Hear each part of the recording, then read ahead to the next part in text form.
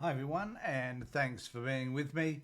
I have another issue that I want to talk about. Now, this particular reporting occurred on the 23rd of November, I think, and I just came across it the other day. But it is important to talk about because it relates to children who are in residential care.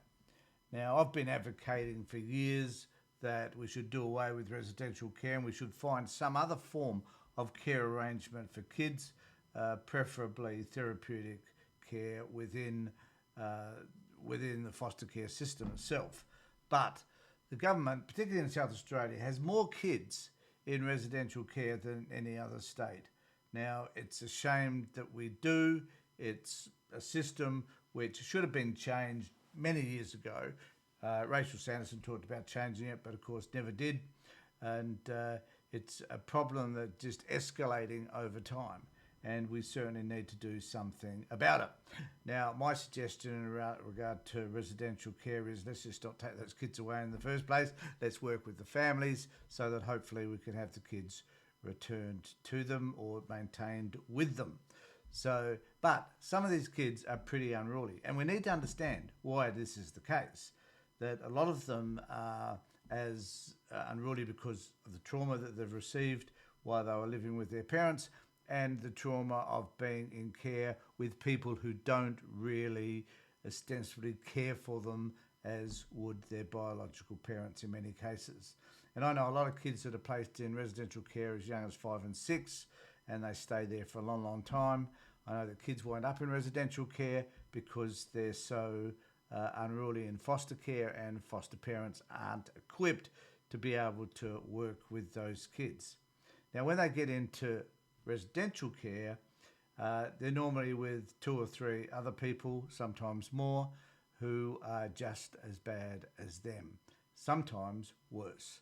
And I know of kids that have been in residential care where they've been, while they're there, they've been introduced to drug use, certainly introduced to violence, and obviously, in some of the cases anyway, they've been introduced to crime. The reason why this happens is that all these kids have one thing they believe in common, and that is the state.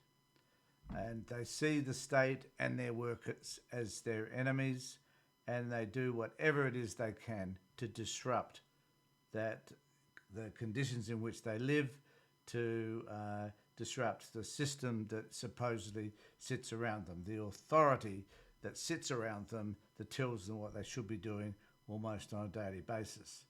The consequence of all of that is that many of these kids find that they need to express themselves, often in very unhelpful ways. The system itself, though, is, as this article will tell us in a moment, is unable to cope with the kids and their behaviours. Mainly because, number one, probably shouldn't have been taken away in the first place, and therapeutic processes should have been put in place to care for these kids, and particularly some sort of counselling system should be instigated whereby the kids are receiving some form of counselling on a weekly basis. Some kids maybe even a bit more than that. But one of the reasons why this is a particular concern is that the kids are hanging around with their peers and they're being taught to do things that perhaps they wouldn't normally do, maybe not, but perhaps wouldn't normally be as encouraged to do if they were living in other forms of settings, even in some cases with their parents.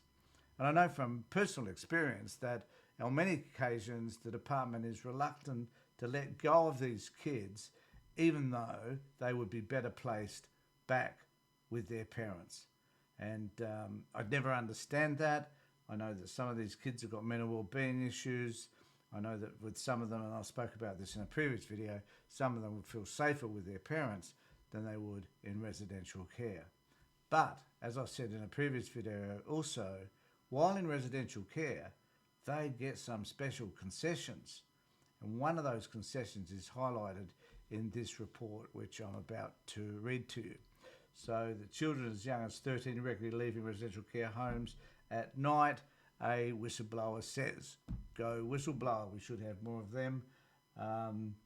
and they're leaving homes tonight to commit crimes. I would suggest that they're not always leaving home to commit crimes, but I would suggest that on many occasions they do, breaking into houses and stealing cars and things like that, and probably some assaults. Children under 30 living in residential care are regularly leaving their homes and not to commit crimes because of this is what the advertiser says, a free-for-all system that does not enforce rules or consequences, says the whistleblower. They've been told that morale is at an all-time low within these facilities. There's assaults, aggression and verbal abuse has become a standard part of the job. Now, I would suggest that that's always been the case. I know that from the work that my wife has done as a researcher in this area, that this has always been the case. Kids that have gone to residential care have always pushed back against the system, and they've always run away. And some of those kids, not all of them, admittedly, but some of those kids have committed crimes, later on go on to commit further crimes and wind up in an adult prison. I understand all of that, but it isn't like this is new. This is something that's been present for a long, long time. And it's something which it's really interests me that they couch it in words like, we've just discovered that kids, for whatever reason, are now committing these crimes. And now I can remember working decades ago around with some of these families and these kids, and hearing of where they've been gathering, and that they seem to be attracted to each other. They find each other and they hang around in shopping centres because they have this common connection which is being displaced, and I think being unloved or feeling unloved. The Department for Child Protection, a youth worker in the suburban area who has been in the role for more than 10 years, said they felt compelled to speak out about the situation because managers in the department have failed to act on the concerns of frontline staff. And this in itself is a current issue, which has been going on for a long time, where the staff, and I've talked about this many, many times, happy to talk about it again, probably bore you silly, but the reality is that management do not listen to staff. Staff are often well informed as to what's happened. Management don't care, because actually, at the end of the day, a lot of them don't even care about the kids. So why should they care about the staff? They don't. And there's obviously an health and safety problem here as well, if these workers, often young, have been assaulted and there's been aggressive and verbal abuse and behaviour. And there's probably some cases where some of these staff have got post-traumatic stress disorder as a result of working under these conditions. But does the department care? No, the department doesn't give a rat's ass, to be quite honest. A Department of Child Protection youth worker, I've already mentioned that. So they were saying that someone will eventually get seriously ill or injured or killed. The worker and staff in residential care homes were limited in how they can enforce rules. For example, they're not allowed to lock the home at night to prevent children from leaving. When they want to leave at night, there's nothing we can do. The workers say, I didn't know that. Actually, I thought in our house here, we have the doors all locked because we don't want people coming in. But obviously they don't. What they probably mean is they don't lock them from the inside and don't prevent kids from going out. They often left at night to meet up with others, as I've mentioned before, and staff later discover they had been involved in illegal activity. Children reported missing as per protocol. They alleged that youth workers in South Australia have recently been hospitalised because they have been attacked at residential homes. They said some of the issues stem from the therapeutic sanctuary model that has been rolled out in residential care homes in South Australia, which work brilliantly in some homes but allows other children unbridled freedom. Now, I don't understand I understand kind of what the sanctuary model is, but I don't understand how it works somewhere and doesn't work in other places. I would suggest that that's because the workers do not understand and have the knowledge to be able to work with that program around the kids that they're working with. That they just do not have the skill set, hence the reason why the sanctuary model doesn't work. And so as a result of all of that, at the end of the day, the department's going to say, we've tried this other model, it doesn't work, so we're going to dispense with it and we're going to do nothing at all, except maybe later on, years down the track, they bring in another model. It also doesn't work because they don't have the right staff working with it, and eventually they just abandon that idea as well. And that is the pattern. You bring in a new project, it doesn't seem to work immediately, or it doesn't work as well as what they anticipate because the staff are crap, and it just continues the cycle. Interesting here, the Public Service Association, which represents youth workers, said the issues were widespread and staff were under enormous pressure. They talk about some of the cases that they've had, kids that have taken to hospital, some of the reporting that I've reported on and that the advertiser has reported on. We have serious concerns about cases of assault and abuse of our members, this is the union, and have been working closely with them to raise and address work, health and safety issues.